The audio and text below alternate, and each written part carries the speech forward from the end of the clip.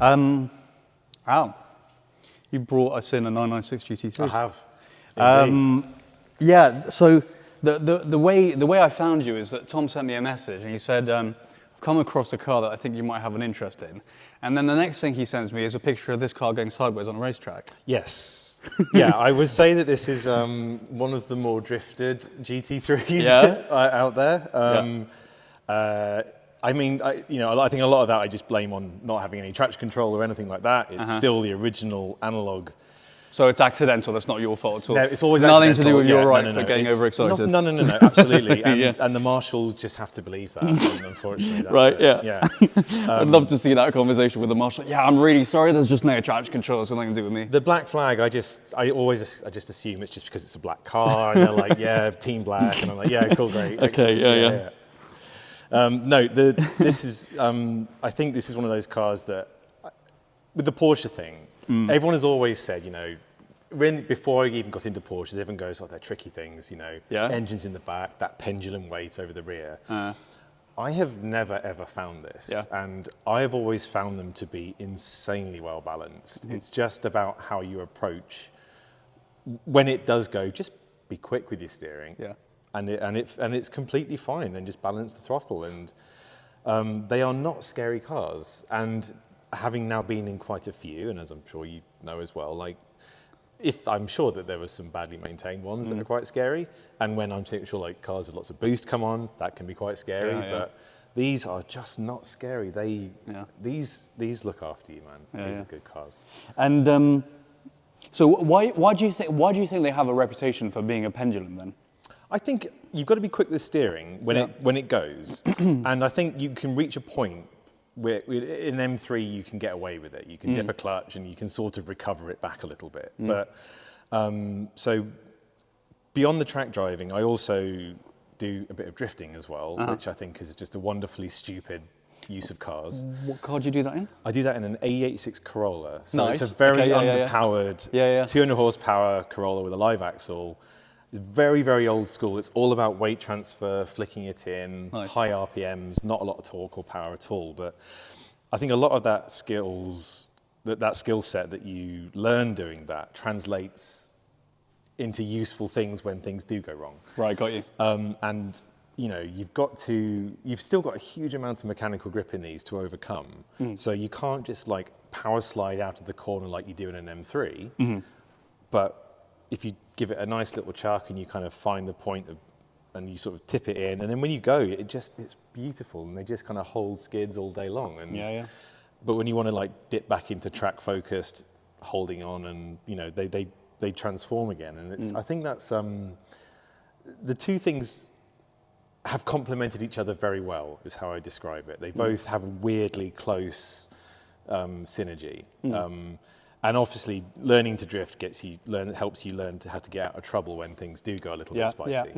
Which does happen, especially in the wet. These things can, because they give you so much confidence with the grip that when you do start to sort of wander past that grip line, you're like, oh no, we're going towards walls. When it goes wrong very, very quickly. Exactly. I've had mid-engine cars in the past, old mid-engine cars, and there's something else as well, because they're incredibly balanced, but when they do let go, it's fast. Yeah, it's you're not going slowly. No, But I tend to find with 911s, the trick is you just get everything done before the corner. Yep. So all your braking, get the nose in, so all the weight is there, so you get all the traction to point in, get all your gear changes, and then you're fine. That's right. Yeah. The biggest thing that I learned. So I spent all my years learning in track driving in front engine, rear wheel drive cars, and it was my first track car was a 964 Cup car, which was... and that's the baptism of fire. Yeah, it was a baptism of fire, and they were so cheap back in the day. Okay, right, scare us. Tell us how much you bought it for. 18,500 UK pounds. Oh, yeah, that's a good deal, Al. That's a good deal. And it was a right-hand drive converted car, so people thought it was fairly worthless. Interesting, yeah. And it had no real race provenance or anything like that, but it existed. It was the real thing, and it was fantastic. It was a wonderful colour. What colour? It was, I want to say, it's the one that's not dolphin grey, but The one that's not dolphin grey. but it's similar to dolphin grey. I forget the actual name. Okay. But anyway, similar Slate to dolphin grey, something like that? No? Maybe slate grey, but Yeah. maybe not slate grey. Maybe Okay. I'm not too sure. And you don't have that car anymore? no, so I Yeah. own that car, and I thought I'd had an absolute win by owning that for just about a year and a bit, and doing a load of track days in it. And then I thought I'd pretty much doubled my money on the car when I sold it. I Nice. thought, well, you can't do better than that. And Yeah. now I look at the prices of these things, and I'm just like, But we were talking about this earlier off camera. You know, it's better to have loved and lost than never to have loved at all. Exactly. And you know, I certainly, when the curtain is finally closed and I'm on my deathbed, I want to look back on my life thinking I've experienced a plethora of different cars, Yeah. as opposed to I've only ever driven one car. you're never going to be on your deathbed wishing you'd had less fun. That's it. Yeah. And that's it. Yeah. So the 964, and I adored that car, but I never found the engine particularly exciting. Yeah. It's not a lot of it happens in the middle, and it doesn't really haul Scream. to the top. Exactly. Right, yeah. And I think it was my second 911 I'd owned. I'd owned a 996 Turbo before previously, which again, another car I hadn't quite gelled with. The 996 Turbo on paper felt like a cheap alternative to a GT3, and I was like, well, that's a great option. And again, I paid, I think, 22,000 quid for a car with not a lot of miles on it, and it was incredibly fast and capable, but I think it was too fast and too capable. Interesting. And it didn't ever really, and it didn't scream again. I was missing the fizz of the naturally aspirated engine. I've always been a naturally aspirated kind of guy. Yeah. That top end scream where everything feels like you're heading, you can't, you know, it's hitting the mark and screaming all the way up there, and then you get like, I've got to change at the very, very top. That excitement of the tipping point. Exactly. Yeah, you don't quite have that same dynamic in the turbo car. Yeah. And I only ended up having that for, I think, 3 or 4 months before I was like, I think I'm going to try something. Because I just wasn't, you know, I had an E46 M3 as well. And the E46, I just derived far more pleasure from it. And I always knew that this is what I was aiming for. That I have very, very vivid memories of 20 years ago when I first started driving at the Nordschleife. This car was pretty much a brand new car, and I was in an MX-5 going up that huge long back hill, as you can imagine, not very quickly, terrified of everything. It's a long straight for an MX-5. It's a long old straight uphill. So you're sort of trying to like not have to drop a gear and stuff like that. And I remember extremely distinctively the 996s, that noise as they shot past you, what felt like another 100 kilometers an hour plus. And I just remember thinking, that's what I want.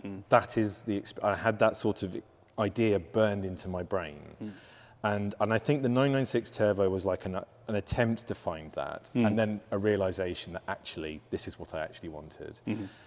The 964 came around somewhere in the middle because I was building this quite fancy E46 M3, but again, I ruined that by going too far. I made it into sort of a racing car, which I had no fun driving. It was very fast. Didn't really enjoy driving it. I'm not that good a driver to extract that, and my sense of self-preservation and speed is just a little bit too high. So I wasn't able to push into the boundaries and that zone that really made that M3 work. Sure. And then I came to a point where it was like, right, I'm going to now, these had just started to creep up in value. I was sort of watching the market quite closely. I'm like, now is the time. I'm not going to miss the ship. So I had a quick look around. I knew I wanted a Club Sport. That was pretty much the only definitive thing I needed. There was one for sale. And there was one for sale that had been for 3 months, and this was it. This was the car. Okay. So I went to have a look at it. So where did you find it? Where was it? It was owned by, funnily enough, an air-cooled collector who just wanted to keep his collection air-cooled. And he just said, like, it's a wonderful car, but it's not for me. Yeah. I just want an air-cooled engine. So I was like, play. fair enough. Yeah. So I mean, first generation of GT3, does it get more special already in some ways? He wasn't a racer. He wasn't a track driver. He was really more about the road experience and everything else that 911s do so well. And this was sort of a bit too just hardcore for him. You know, he didn't have the front cage in when he'd had it. He bought it from factory, but it didn't have the front cage in. It still had it in the bubble wrap from Porsche. because they come naturally. So for those who don't know, the Club Sport at home was a no-cost option, which is wild to think these days. And that got you the Nomex bucket racing seats, the roll cage, the flywheel, and the fire extinguisher. And there's a battery cutoff toggle pull beneath the bonnet, which can be pulled for motorsport purposes. Okay. And that was I can't believe how few people ticked that, That as option. a box. But fortunately, not a lot of people did, and as a result, these are now rarer than an RS in Is that terms right? of numbers. That's interesting. In terms of numbers, definitely. Right. And so you knew that you wanted a Club Sport specifically? Specifically, yes. And why specifically a Club Sport? I won't lie to say that I just liked the fact that it had all the bits I wanted without any of the work. I thought, like, if Porsche had done it, it's done, it's finished. Because I didn't want to go down the modifying route again too much. And I just thought it's a completed car. And, you know, the Club Sport name really hadn't had that much sort of bearing on the values of Porsches at that point. It was still they were pretty much the same prices. And I couldn't work out why people wanted the comfort touring seat versus the Nomex bucket seat, which is one of the comfiest, best seats I've ever sat in. Got to say, all Porsche seats are so comfortable. Yeah, I don't know what it is. I don't know who they measure to fit, but so many people from various heights can fit in them. Yeah, and no, it's they're true. always comfortable. Yeah.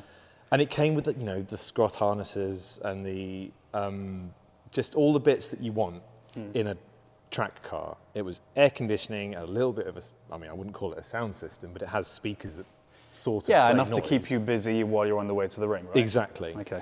And that was it, and it was just the perfect recipe. And I jumped in it, and in terms of a lap time, it was could go just as quick in the standard car, which I bought. This was standard when I purchased, as the M3. And that told me everything I needed to know, that this was a wider envelope of performance. The engine was unbelievably exciting compared to anything else I'd had. And it just felt strong and good. And it was at that time when 996s were still hated. Right. Yeah. I think people today, even to this day, people still struggle with the looks. I personally think it's aged incredibly well. That's exactly what I was about to say. I think it has aged incredibly well, especially the aero versions like this. It's funny how designs sometimes need time to mature, and they can come round in full circle. But no, it's a really, really, really nice, simple design actually, and I think it's aging really well, as you say. The key is, I think, with a lot of these things, is a little bit lower, a little bit wider with the wheelbase. That always helps a car. And then I think seeing them in their proper environment, like these look at their best on a track.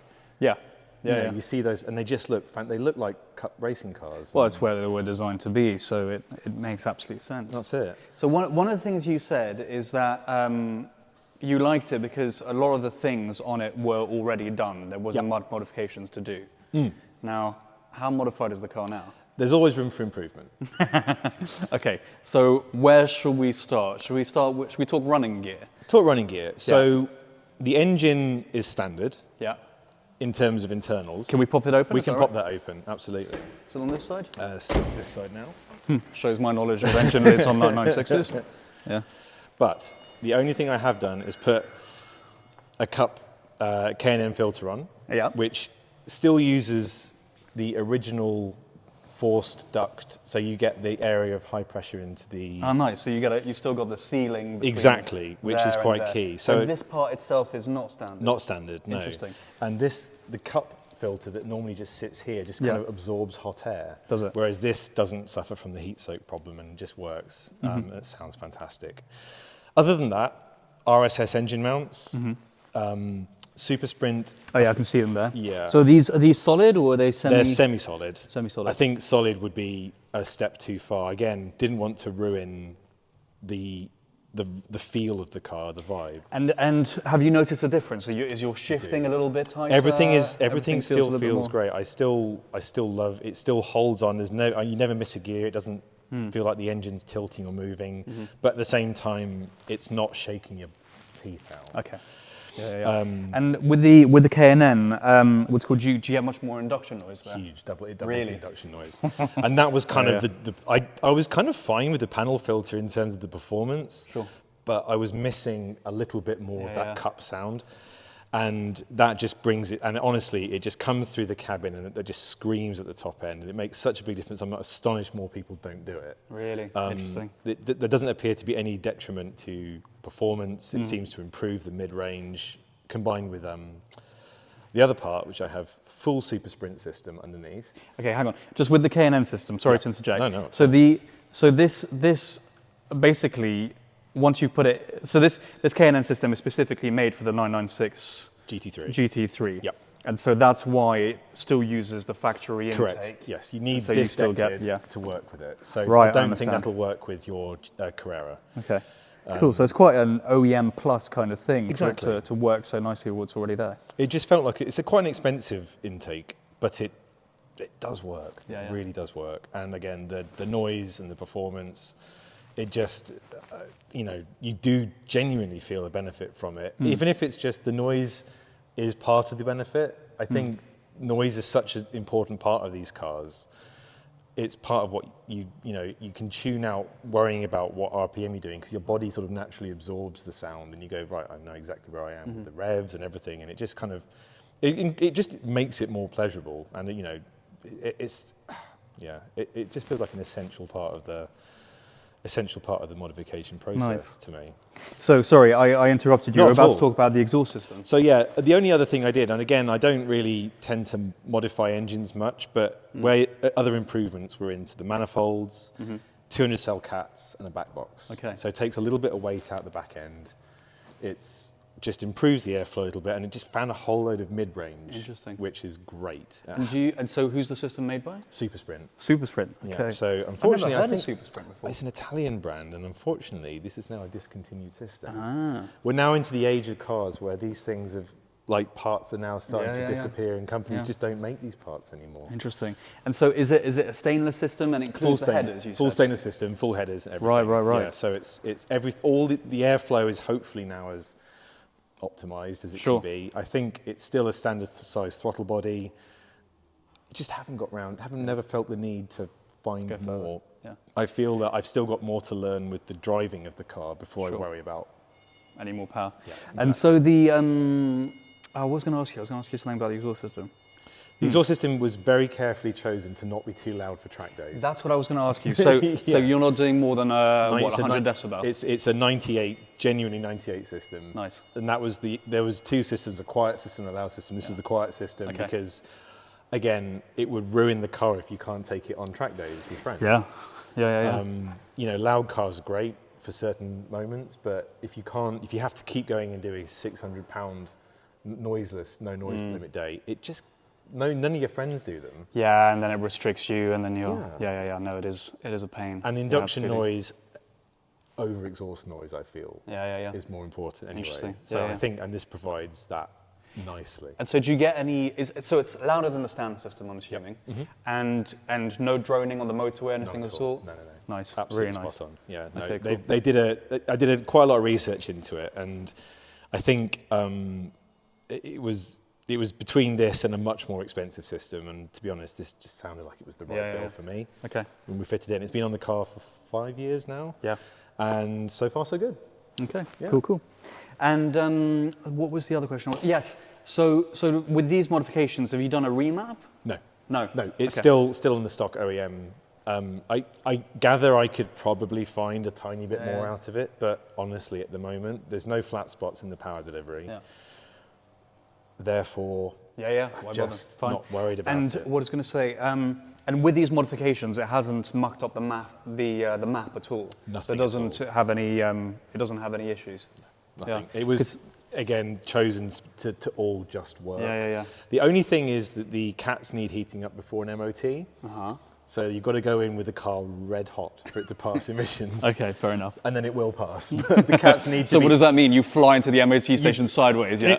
Quick, guys, get the thing in, get the probe in. And that's what we have to do. So, Amazing. but that's fine. That's too funny. It's Okay. still legal.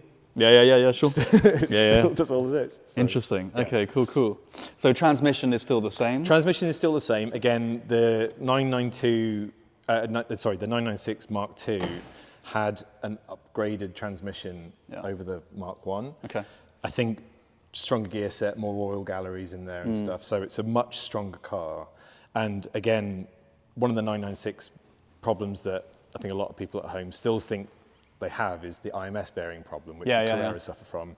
Again, this is the Mezger engine, which is totally different. No issues with these whatsoever. These are absolutely bulletproof, and this is just ticked 66,666 miles when I started the journey this morning. Right. So, and I've never had a rebuild. I've done 40,000 track miles myself with this car, and never had a single engine issue at all. Never had a transmission issue at all. I've had little bits of wear and tear, obviously, as these things do. And this is now an old car. You know, this is somehow this is a 20-year-old car now. That has spent its entire life being abused. But all in all, it's been incredibly strong. They built an incredible car. When they put better brakes in, they just made everything a little bit stronger than the Mark 1. They just kind of took the package and just upgraded it a little bit. And the Mark 2 was, for me, always the one. If you're going to abuse something, this is the car to abuse. Interesting. Then, really, the only other improvements I've made are in the suspension, the chassis. Yeah, that was going to be my next question. So, as this is where we've pulled all of the rubber out of the car, and it's now running a full monoball cup, essentially, suspension setup. So it's RSS lower arms, solid top mounts, solid monoball top mounts, solid track arms, solid top arms. Everything is completely just 100% metal now. So you get a little bit more road noise, well, quite a lot more road noise in the car. But again, it's so tight. So precise. It's so precise. It doesn't tramline too badly, considering, but everything is now razor sharp. And so has it increased the adjustability of what you've got as well? You've got more camber options and bits and pieces like that. So we've found I think, quite a sweet spot with this now. Many years of development. Good friend of mine, Ben at String Theory Garage, has been sort of helping me build up the alignment, and we've done some tweaks here and there, and based on sort of driving. And we found what we feel is quite a nice thing that works for me, because I don't like it to understeer. I like a bit of oversteer. I think it turns better. I think it's more exciting. It doesn't, doesn't feel like it wants to crash, but it just feels like you can control it a bit more. So that. And then obviously Cup 2s, these would never have, these always came on a 4S. So these never existed with, Super Sports, in fact. Super Sports, So these were never supposed to have this amount of stick in the tyres. But I think it holds it really nicely. It's still really kind of just works as a tyre for the car. It matches really, really well. Nice. Because, I mean, they're an aggressive tyre, Cup 2s. Yes. They really are. And how do you find them on the road? So on the road, I mean, you need some temperature. Okay. You definitely need some temperature. Yeah. I've got them on my daily as well. And You've got Cup 2s on your daily? Yes. Okay. But I think as long as you remember that they just need a minute or two before you lean on them, then they're still not a bad tyre. I think we're now in the UK, we're about 10 degrees outside at the moment. Below that, they start to get quite skittish. It's quite funny. However, you get some heat in them, and they are a fantastic road tyre still. I still think, as a compromise between a proper track tyre and a road tyre, this is a very, very, very nice sweet spot. Is this not a proper track tyre? I think you can go stickier with slicks and proper cuts. You can find more grip out of other tyres, but I think these bridge that gap. Maybe I'm describing them wrong, but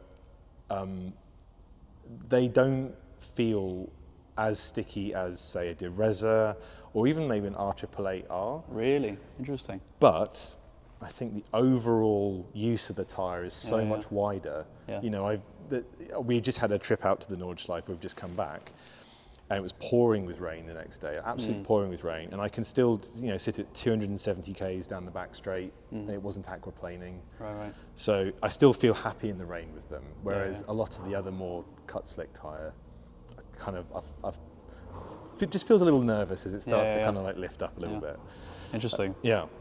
Yeah, Michelin, we're a big fan of Michelin, and our viewers, at some point or another, they're going to get tired of me talking about them, but they are a great brand, and that's why they're a sponsor of Megaphonics, which is our annual show. Awesome, yeah. Our annual event. I've run Michelins on so many cars. Sorry? I think they're great tyres. Yeah. Well, I would do, because like what's called, we only endorse things that we really believe in.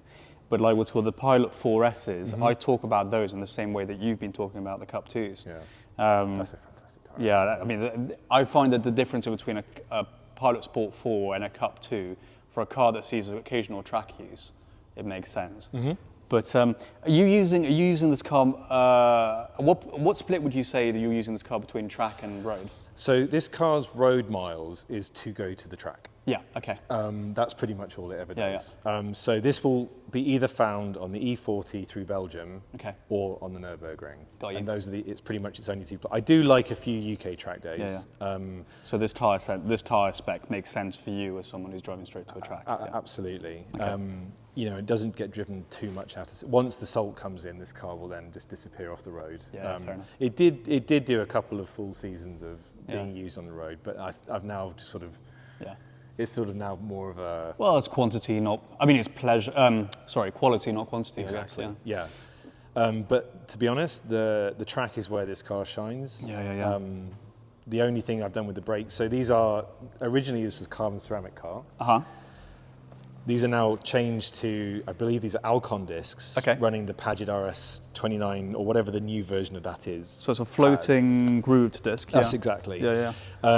This is just the steel conversion that still sits on the PCCB calipers. So what made you want to do the switch? Purely the track use. Yeah. The original PCCBs I don't understand to be very good at sustained track usage. They're very light, but they're not. The tech wasn't quite there on these cars. Okay. The feel is absolutely wildly better. Interesting. And obviously the cost of running is significantly more suitable. Because I do a set of pads a year. I'll do a set of discs every 2 years. Yeah. And it probably does 2 sets of tyres a year, or maybe 3, depending on which. I mean, that end probably gets used a bit more than the front. These probably do 1, and that probably does 3, I think, in terms of tyres. But that's been really, really key. Yeah. So what pads are they again? Pagid RS 29. Okay. And do you get a lot of brake dust with them? Yes. Or? Yeah. But when you pulled in here, they wasn't squealing like a pig. No. Once you get them hot, I mean, I've actually found them to be really. I still think they're my favourite pad all round. Yeah. Because they've never ever failed, they never get hot, but after a few miles they'll start to sort of make a bit of a grumble when they're warm. So if you pull in off a lap they don't squeal, but they're more graunchy. So they just feel angry, so they're grabbing onto something. But this was semi-cleaned before coming, but obviously as you can see in one sort of journey and a few back roads, I'm already getting them a little bit browned. I always think cars look better dirty. Hell yeah. And if you like dirty cars, there's no better colour than black. Absolutely. So, yeah. Oh, I was told I was a psychopath for buying a track car in black, and I now understand why. I've had a little paint done at the front because it did look a little bit like it had snowed on the car. By the end of a few seasons. They look so good used, and like. GT3s are cars you don't see that much, especially this generation anymore on the racetrack. People aren't tracking them as much as they used to, and it's great to see a car that's properly used. So go on, tell me, how many track days do you do a year on average? I would say, in terms of Nürburgring trips, probably I try and do 2 or 3 a year now. Jeez, wow. It's far less than I used to do. Really? Back in, but it's the cost of it now, and it's just become a very rich boys' playground, unfortunately, and I just can't play that game as much as I used to. Yeah. A season ticket back in those days, before we used to worry, was about €250 for the full thing. Is that right, for the whole season? The entire season, right, and nice. now I think they're €1,500. Yeah, that's a bit of a jump. Your insurance situation is such a grey area. Oh yeah. It's not worth the risk. So I just do the track days. Yeah. And then UK, we try and do 4 or 5 or 6. We can try and get one every month or 2. That's about right. Yeah. So when you say we, who is that? I have a group of friends. Yeah. Again, a lot of us are all the same sort of spirit of cars. We love to use the cars. So my friends from Driftworks, Phil and those guys, and my friends at Cameron Combustion, those guys with their sort of crazy hot hatch driving skills, and then just anyone else who's around. There's like a large sort of contingent of. Nice. You sort of tend to follow sort of the same track rats wherever you go. Yeah. Interesting. Like any club. So it's not Porsche specific, it's attitude specific. It's always attitude. It's always the people, the right ideas. Inevitably, there's a lot of Porsches because it's the car that a lot of people interesting and also aspire to have a Porsche as a track car, which is, I think the M3 is like the perfect usable car. But I think a lot of people still say, oh, I'd love a GT3 because I think it's such a built package that you go, that's what you want. That just seems to be the right formula. And I get that. I'm a big advocate of the car, but I will still have as much fun going round. I had an old DC2 Integra, just as much fun and possibly just as quick in some situations as well. But I think any car has the ability to be interesting. Yeah, I totally agree with you. Like for me, I'm personally a big Porsche guy, but actually what interests me about car people isn't necessarily what they drive, or actually it isn't really what they drive. It's their attitude. Yes. And the attitude is reflected in the car, if that makes sense. Yep.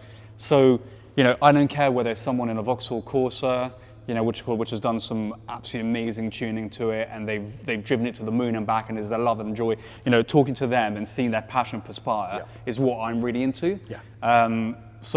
Or whether it's like, the 917 hippie car that was here, for example, from Megaphonics. The owner of that is equally enthusiastic. But for me, above all, it's an attitude. I happen to be a Porsche guy, but generally speaking, what's called, when I'm looking at cars, what interests me is the attitude behind it. Yes. What that car kind of tells you, and that's the whole premises of this series, that it's really about the attitude behind the cars, how they're using the cars, what journeys have they been on, the stuff that you can't get in a brochure, the stuff that's not the technical information that anyone can Google. This is ours car, and what we're finding out about it isn't stuff you can find in a brochure. Exactly. I think this car personifies everything that I love about a car, and I think, again, you're seeing it in a sort of a post-season state, which, this car will then it'll be abused throughout the year. I'll kick the absolute shit out of it. And then it will then go away. It'll be serviced properly. I've had the engine out. Every single hose and pipe has been replaced. Everything that can be preventatively done is done. The car will then be washed properly by someone who actually loves washing cars, and it'll be cleaned and made beautiful again, and we'll start the year again. And that cycle will continue. And I believe, I want to preserve.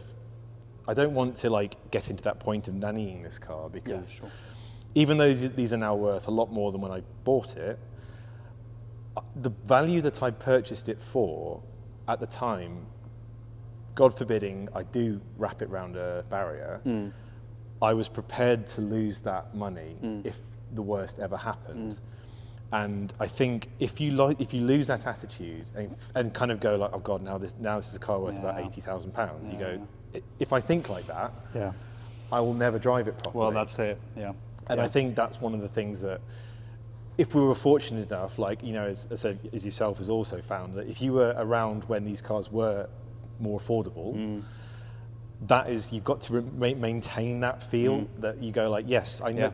If you wanted to sell it, sure, okay, you can make some money out of it, but I never replace anything quite like this. I was chatting to your friends in Auto Farm next door, and they were in the same thing. This car bridges an interesting gap between the 997, which became a much more road-friendly, usable car that really ticked a lot of marketing and sort of focus group boxes.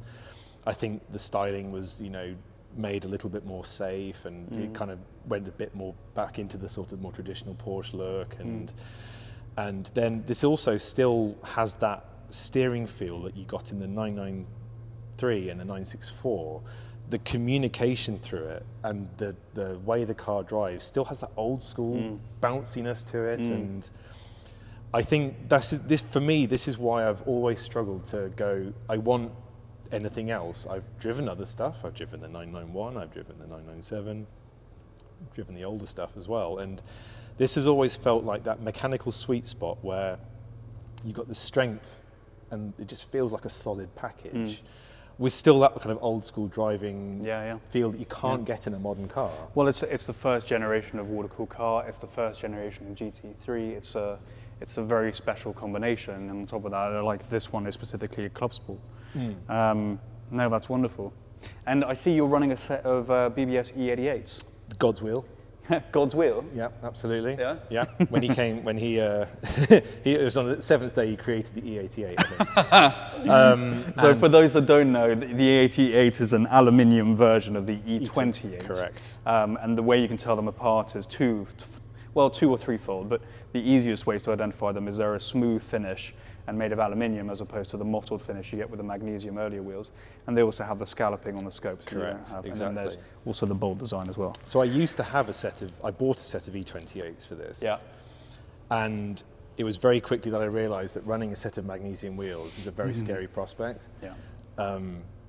Even though they were... Especially of that generation. Especially of that generation. And once you get into the point of having to x-ray wheels and put bleed ink in them, and I was like, do you know what? Yeah, for people that don't know, the magnesiums are prone to cracking, and the only way to identify these hairline cracks, which are critical to the integrity of the wheel, is to do, as you say, scans. Yeah, and they become brittle and X-rays. explode if you get them wrong. And these just don't need to think about it. Exactly. And you don't want to be thinking about that kind of thing when you're barreling into a corner at the ring. This is a tool for enjoyment. Yeah. If it was a preservation exercise of preserving a special particular magnesium wheel that you have to run on a HDP car, fine. Yeah. But for this, you just want something that's strong and light. And I still think it's just.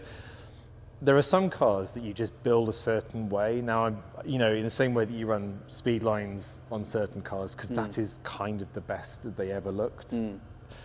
My feeling is that the E88s, And the combination on the black, I mean, just aesthetically, yes, from a performance standpoint, it's a lightweight wheel, what's called, it's, reduction in unsprung weight, helps with absolutely everything, right? Yep. But from an aesthetic standpoint, the black and the gold is a timeless combination, really. Completely, and it will always look good. And I think, I've done a little bit of work. So these are, I think a lot of people build these. There's a kind of standard Porsche. These are a little bit wider than standard. So what do we? Okay, let's go back a step. So what are the wheels that were on here first? So originally the standard OEM. What's the design called? I can't remember. They're a great looking wheel, actually, as an OEM wheel goes. Okay, so you wanted to go with something that was lighter, I'm guessing, correct, and have a little bit more width. Yeah, exactly. Do you remember the standard width on the OEM? So they're an wheels? 11. I think they're an 11 and a 9. An 11 and a 9. Still 295 and 235 fronts. Okay. So we've got a little wider at the back. I think we're up to 11 and a half at the rear now. And that's a what, sorry? That is 11 and a half. I can't remember the ET. That 295. Oh, so it's still on a 295. Sorry, still on 295. 295. Okay. So it gives you a little bit more stretch. Tiny bit more stretch. Yeah. I'm not going to lie, purely an aesthetic thing, really. Okay, yeah. Just because I think, again, I like cars to sit correctly. Yeah. The fronts are actually a 245, so these are a little bit wider and a little bit thinner on the profile. Okay. Now, this was a bit of an experiment It didn't really need more grip at the front, but it has given us a little bit more turn-in grip. At the same time, the slightly thinner tyre sidewall has helped a little bit with ABS. These are quite sensitive on ABS through bumpy sections, and this seems to have helped. Interesting, yeah. For whatever reason, we seem to have aided it a little bit in whether it's. I guess it's a little bit sharper as well for having slightly smaller sidewall, making it a little bit stiffer. Yeah, exactly. Yeah, nice. I would need to back it again because it's been a while since I was running a slightly taller tyre. Yeah. But that is, so these, and obviously a BBS lip, you can buy in a 1/4 inch step. Yeah. So you can be extremely fussy about your fitment with BBS lips. So how many spare BBS parts have you got at home? There was 2 more sets of these. Yeah. So okay, right. Yeah. Just to kind of like find its home. Right. Interesting. But so I ended up, funnily enough, buying originally the set, which I've now modified again, from America, because BBS Europe were not interested in. They don't seem to want. They weren't really catering at the time for like people at home. They were really more interested in the big teams and aiding those teams and running those cars. So I ended up speaking to some guys out in the US at 311 RS, Okay. Ryan and Gate, and he had a good setup on another customer's car, and I was like, could I get that spec? And he said, yeah, we can sort that out for you, but you have to buy them from us. I was like, of course, yeah, that's fine. Yeah. So, but because Europe wasn't really entertaining the idea of a customized set of parts, Interesting. I had to do it from the US, because the US seemed to just want to help you. And anyway, and then I've ended up modifying a little bit further and fine-tuning a bit further. So now we've got, the wheels are really as wide as they can be without any rubbing on compression. So how wide are the fronts? These are now 9.5. 9.5. With the 245. With the 245. And because the person that I've used for split rims is Voodoo Motorsport, Ellie. If you come across him, no. He's a trader here at Megaphonics. He always takes our tram. Cool. He's really supportive of what we do. But he's built the speed lines on that on quite a few of my cars, and he's really good at it. And he gets all his parts from, well, he gets a few of his parts from a company called Felgen Fuch, which are in Germany. Those I do know. Yeah. Yeah. And you can get aluminium and stainless dishes for more of the show car and more of a stronger dish. And I think these cars, I mean, these kind of wheels are great on the track. On the road, I get a little bit antsy about it because they are aluminium dishes, and it's very easy to bend the wheel. I haven't bent one yet. Yeah. And again, like, I think I've been through a couple of potholes. I thought, oh my god, I've split the car in half. Yeah. But you're also driving it to and from the track, so you're really mainly on motorways. I mean, like what's called the, I've taken E28s out on Alpine tours in my youth. My younger time. Anyway, and I say that like I'm an old man. I'm really not. And what's it called? And on Alpine tours, like the roads can be really, really, really bad. And I've bent aluminium dishes and barrels out there. So I think it's horses for courses. There are certain wheels which are really good for certain things. These are supposed to be a disposable item. Yeah. This is the thing. I think people forget that these are still a motorsport component. Yeah. It's still. This is a consumable item. Motorsport teams throw these things away. Meant to last the race. Yeah, that's it. It's as long as it's the lightest, best thing for it. Yeah, that's what they're for. Yeah. Now I've been very lucky that I haven't cracked a wheel yet. These still hold air exactly as they should. They don't. They're not porous yet. There will come a point where these will need to be rebuilt, sure. And I imagine there'll be, if I continue to ride the curbs the way I do. Well, I highly recommend Voodoo if you're ever looking for a guy. That's a great shout. Ellie, yeah, he's a really nice guy. Okay, let's talk bodywork. So it's a black car. We can definitely see. But if my eyes don't deceive me, that is not a standard splitter. That is the cup splitter. Is it? Okay. So it's cheaper than the smaller one because it's again a disposable cup part. This is the interesting thing with Porsche and a lot of these things is these are not. Some components you find are weirdly cheap because they are designed to be destroyed.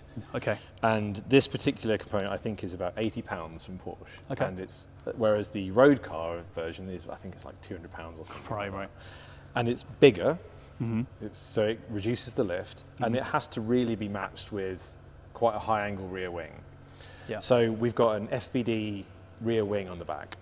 Okay, I do like FVD. They're a good company. They have a really good buyer, and everything I've ever bought from them always just works. Yes. I had a Getty wing, which was aesthetically not perhaps quite as pleasing. Yeah. But this particular one worked really, really well. And so the carbon on the FVD is superb. They really, really get it right. And then that's what I was going to point out because I noticed that earlier and I thought let's get the engine lid up. Yeah. We'll get these are Porsche catalog components, Porsche Motorsport components. Okay. You in buy salmon. So this is how they come basically primed. And you're supposed to paint these, but I got too excited and just chucked them on and carried on, and I haven't really worried about them. Yeah. These come in 8 degrees, 4 degrees, and 2 degrees. Yeah. And this is the maximum wing that you can run on the car, which does reduce the top speed quite significantly. But it does also mean that you can drive it as you wish, how you wish, in pretty much any. So this has become, having sort of tweaked and changed and messed around with it quite a lot, that has been the setup. And actually, if you look at the angle of rake on it, it is pretty high. Yeah, it is significant. The I stock. mean, there's a good there's a good like 2 centimeters there. Oh, or something? absolutely. Yeah. And No, there's good rise. yeah, so it's a big old step. When this is flat, this is virtually dragless. Yeah. And doesn't do a huge amount. Okay. And it's the same with the stock wing, which is the sort of the ironing board that people Yeah. refer to it. And again, it's a very, very good, very low drag wing, but you do need to give them a bit of a kick Yeah. up. And this is again, so one of these little things, these are so cheap from Porsche, but you just can't get them anymore. Because why would they make them anymore? Yeah. And So is this wing wider than stock? yes, Yeah. so this is just RS width. So this is just a normal, this is a replica essentially of the RS. Okay. So it's exactly the same size. So it still gets onto the Nordschleife. They're very particular about the width of these Right. cars. These end plates are very particular. Right, okay. They don't let sharp end plates on the car Yeah. generally at all. So you kind of, you're sort of forced to run the Sure. Porsche OEM stuff. Okay. You could put a dirty grey cup wing on the back of it, but you will get chucked out of the country. Yeah, and then And you'll your car also seized. need a huge splitter on the front then to balance it out. Exactly. So do you find there's balance of the FED wing and the splitter, Yes. the cup splitter on the right? It's just made a right? huge difference. Yeah.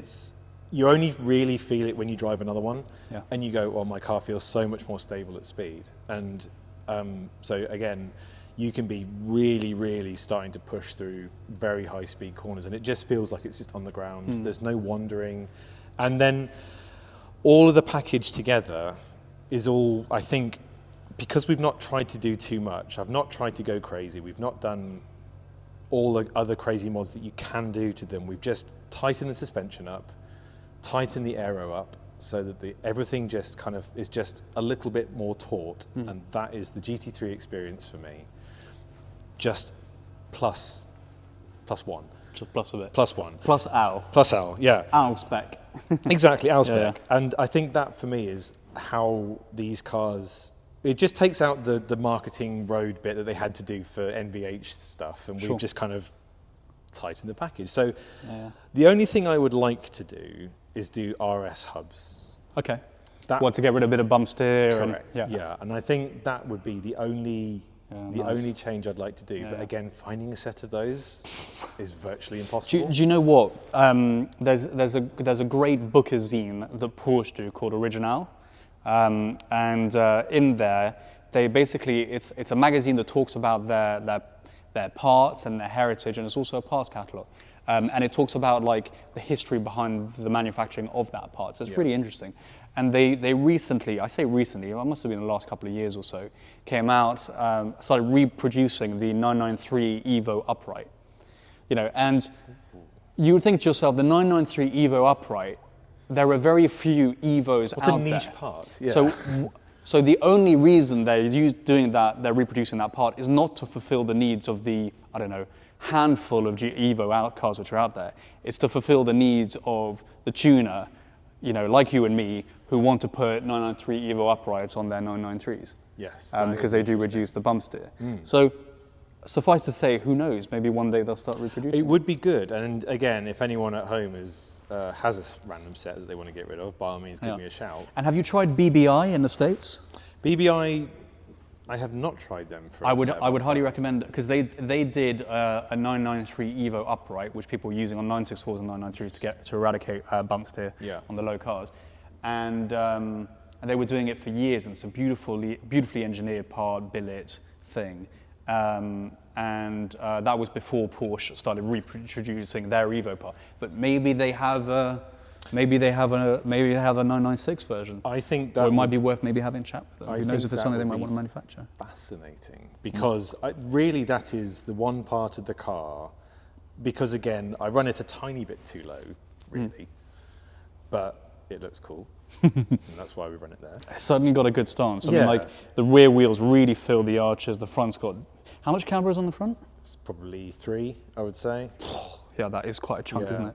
But again, you know, just for razor sharp turn. Yeah, sure. Sorry. No, not at all. But yeah, I think the bump steer is the one part. And I've had friends, because Cup cars don't run RS hubs. Cup cars run the same as these, and apparently they run lower than this. And the drivers report that they say like, yeah, no, the bump steer is the worst thing in the entire world. You just drive around it. It just kind of makes it fun. So I sort of understand their mindset, but if I was being fussy, that is what I would like to just because then I think you've got probably my ultimate. I was going to say, this sounds like the final This piece is of the the final puzzle. step of the puzzle. Yeah. And I wouldn't want to change anything else afterwards. I'm not a huge fiddler, but I do like tweaking and just improvements. But I like to feel that I know when something's finished. Well, the thing is also, like, I'm not being funny, but you're someone who does, what do we say, like 10 track days a year? Yeah, More? yeah. 10 track days a year. You've had this car for how long? 10 years. You've done 100 track days in your time. Like, you're going to know this car like the back of your hand. Yep. So it's perfectly natural that you're going to want to tweak little areas here and there. Mm-hmm. The track driver who uses their car occasionally and who hasn't done 100 track days with their 996 GT3 isn't necessarily going to discover all the inverted commas weak points or the things that they want to improve for themselves. Absolutely. And I think the other thing that complements the 996 is how few weak points there are, actually. A lot of cars you have to, like M3s, you have to reinforce subframes, you have to do boot floors and stuff like that. There's tons of little bits and pieces that you have to just kind of like make sure you're not cracking parts. Nothing on this, in terms of the metal structure, has fatigued that we can see anywhere. It is still arrow straight. It goes on the alignment jig, and it's always, needs a little bit of correcting a little bit, but nothing ever bends weirdly or doesn't quite. I think also, I mean, like the credit to you, the reason why this car, keeps performing the way that it has done is because it sounds like you are absolutely fastidious when it comes to the maintenance of this car. It's important, and I think if you're to enjoy something that you put as much into, it's rewarded me in the sense that it's always given back as much as I've put in. Yeah. It has had a small bout of slightly unfortunate moments in the last 2 years, though, where we've just reached the point where components are now 20 years old, and hence I did a big engine out, because obviously these are famous for the sleeves in the engines just popping out because they're glued in. Now that's not a bad thing, it's just that 20 years later of being heat cycled thousands of times, the glue has finally become brittle and these can pop out. So all of that's been pinned and done and replaced, and because the engine just cooks all of these little pipes, so that's all been replaced. But then I had, a clutch line fail for the first time, just a pinhole leak on the clutch line. But the line looked brand new, it just had a pinhole leak on it. 20 years old, it's going to happen at some point. It's still a mechanical object. So I had to, that ruined one trip whilst I had to do one thing. And then I had another trip where I had the clutch fork finally just bent. That's one of the fatigue things that does happen after a while, because you've got a big meaty clutch in there. So this is now running a 4-litre clutch instead, and replace clutch fork. Is that very on-off? It's fine. Yeah? Yeah, you wouldn't notice. Okay. But it still, it still works out your left foot a little bit. And then I had another issue with just a coolant expansion tank just getting old. Just these things are going to happen, and you can't stay on top of everything, but nothing is due to bad engineering in the car. This is 20 years of, like huge pressure through here and being cooked at the back, and then being used. And then it goes away, gets serviced, comes out and gets used again. And so who looks after the car for you? so it's been, it sounds very bougie, but as a result of it breaking down at the Nürburgring 3 times in a row, Manthey have serviced it twice. Okay. String Theory do a lot of the other work on it. Yep. Because he's. So how do you service it at Manthey? Does that mean you drop it off and then take a flight home, or? No, they'll do it whilst you're there. Okay, cool. Yeah, they're still fantastic in terms of being able to book you in. As long as you don't mind paying. Yeah. Which, you do pay a little bit for that kind of, I'm here, and they go, we'll look after you, but also we're going to bump a few customers for you. Yeah. So there is that, but ultimately it is just done through. I mean, if someone's going to look after your track-driven GT3, do they get much better than Manthey? No, I think they generally, they're like any other dealer. They're perfectly placed in the right place to do the job, and they do know what they're doing. String Theory also do a fantastic job with their. I mean, just to go back to Manthey before we get into String. You're absolutely right. And then there's also the side, well, I mean, what's called, they're perfectly positioned for it. And then the other side of it is they're bloody well endorsed. They're bloody well endorsed. Endorsed by Porsche, and that's no small feat. And ironically, this gets a discount because it's now an old timer.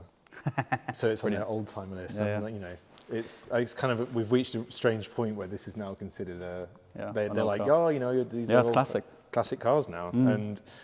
And that has actually been quite a fascinating shift, because that happened during my ownership. Yeah. It used to be the higher tier cost, and now it's on the great. Porsche, which I love that Porsche support the classics, and they have their... Well, there's such an enthusiasm for every single Porsche that's ever been made. Yep. And I can't remember what the statistic is. What is it? 75% of all Porsches are still on the road. Something crazy. So the enthusiasm is there, and with the support from Porsche, brilliant. Yeah. Why wouldn't they be? It's an outfit that just they know these cars. They see.